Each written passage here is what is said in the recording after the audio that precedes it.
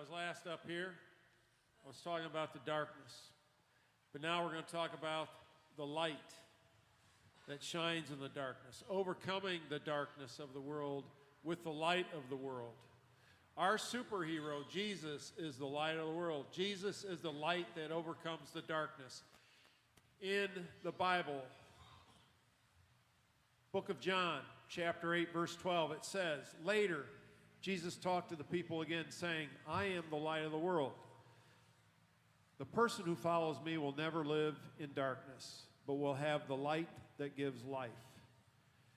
Jesus, our living superhero, is our lifestyle role model because of the perfect life he led and his teachings.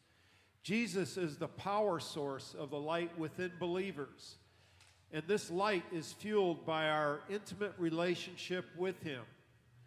Being Christians and citizens of God's kingdom, we must let our light shine by practicing and sharing Jesus' teachings with others.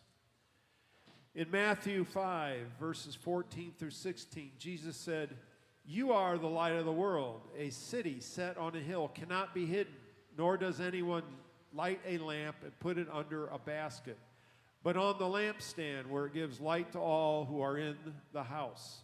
Let your light shine before men in such a way that they may see your good works and glorify your Father who is in heaven. You know, God has provided everybody with a toolbox filled with talents, abilities, skills. He's blessed you with resources. And he's also blessed you with spiritual gifts. You know, whatever your toolbox size or your mission field size, our responsibility is to be faithful. Nothing you do for the Lord, seemingly big or small, is wasted. And this was the Bible passage I was asking you about in church earlier today, Pastor Dave. 1 Corinthians 15:58 says, so my dear brothers and sisters, be strong and immovable. Always work enthusiastically for the Lord, for you know that nothing you do for the Lord is ever useless. Nothing that you do for the Lord is ever useless. Your light could be the size of a candle, or it could be the size of a torch. Either way, whatever its size, once taken into the darkness, it will shine. Doesn't matter whether it's a candle or a torch. You take it into the darkness, it's going to shine. Your mission field might be big or it might be small. It could be just in your home, your neighborhood, your workplace, your church, your school, your community, or even larger than that. But whatever its size, be faithful. Because whatever God has called you to do,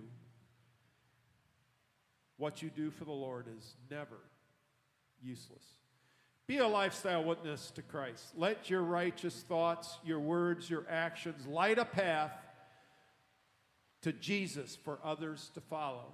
In Ephesians 5, verses 8 through 11, it says, For once you were full of darkness, but now you have light from the Lord.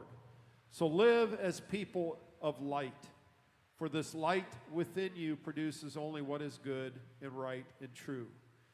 Carefully determine what pleases the Lord. Take no part in the worthless deeds of evil and darkness. Instead, expose them.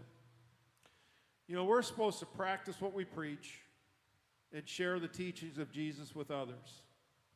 Jesus taught faith, hope, love, forgiveness, and peace. Once again, remember, it doesn't matter how bright your light is. Just take it into the darkness and it's going to shine. I want to close by just mentioning one last thing here. And this is about taking our light into the darkness. I want to ask you a question. How do you think others identify with you? I want you to reflect upon that question for a second. How do you think others identify with you? If you are a believer and a citizen of God's kingdom, what type of civil servant of God's kingdom are you? Well, Secret Service agent, is that how people see you? Or do they see you as an ambassador? An ambassador.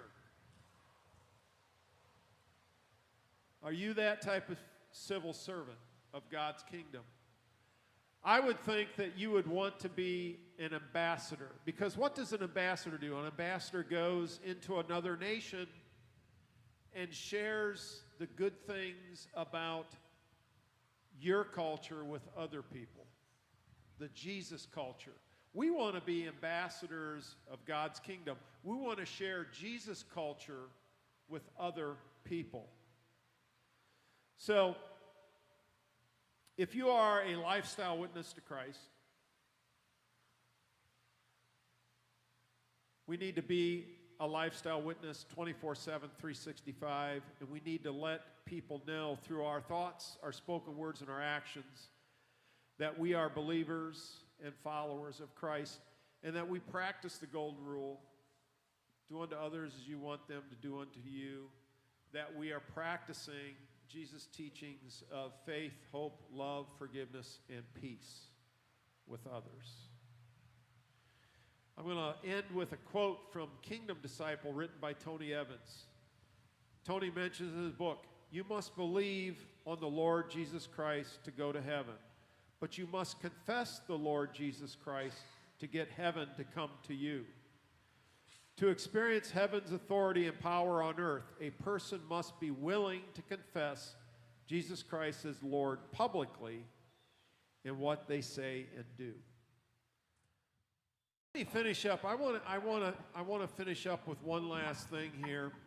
I want to play a little audio, just real fast. This is going to take about 3 minutes. It's about letting your light shine, and that's the title of our crusade here today is Let Your Light Shine Crusade. And the idea is let your light shine 24/7, 365.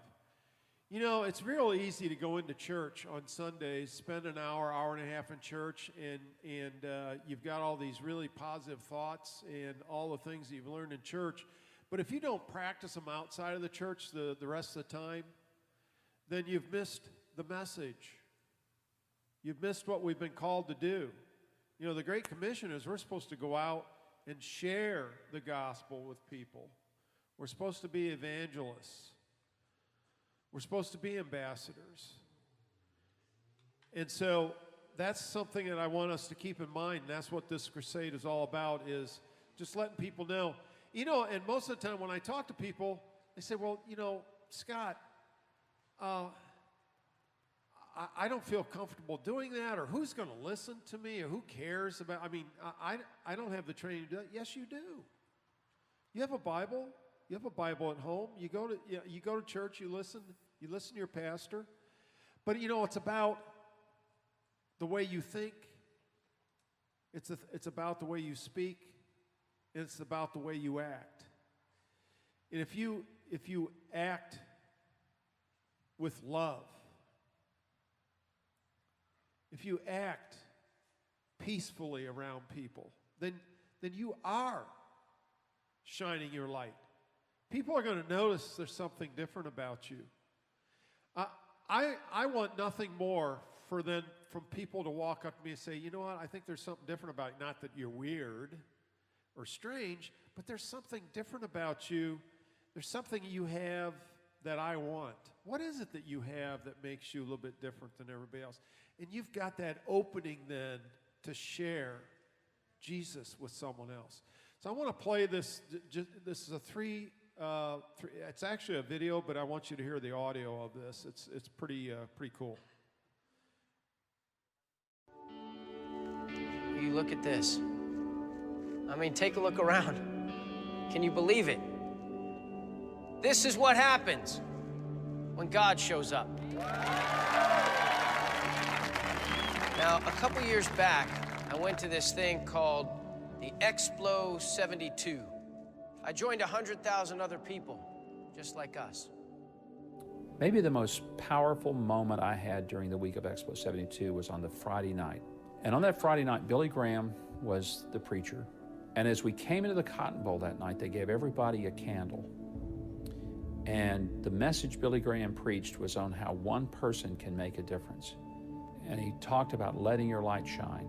There in the big Cotton Bowl, they shut off the lights. All the lights in the Cotton Bowl were turned off, and his candle was lit on the platform. I was so far away, I mean, it's like in the nosebleed section, but in the pitch darkness of the Cotton Bowl, when that little candle was lit, it penetrated the darkness all the way to the seat where I was. And then he took his candle, he lit Bill Bright's candle. Now there were two. They lit 2 candles, they became 4. Then they lit those candles off others. The 4 became 8, then 16, 32, 64. And within a matter of just minutes, the entire Cotton Bowl was illuminated with 100,000 people holding candles. People in Dallas started calling the fire department and the police department, saying the Cotton Bowl's on fire. The Cotton Bowl is on fire. You know what? They were right. It was, but in a way they couldn't have even begun to have understood. I saw myself as a person who mattered. I mean, in a way I'd never seen that before. I get emotional because, you know, you feel like you're so insignificant that you don't matter. You're just one little bitty kid in a little bitty insignificant town that nobody's ever heard of. Nobody cares who you are. And I realized that my life is not insignificant. My life matters. When I saw that candle, that one little candle, penetrate the darkness, it was as if God was saying, even a little bit of light in the midst of darkness makes a big difference. We're not gathered here united tonight because of the name of our teams or of our schools, but because of the name above all names, Jesus. Look around you. We're not alone. This is what happens when God shows up. And it hit me that, you know, I don't have to have the brightest light. I just have to take it where things are dark, and it'll shine.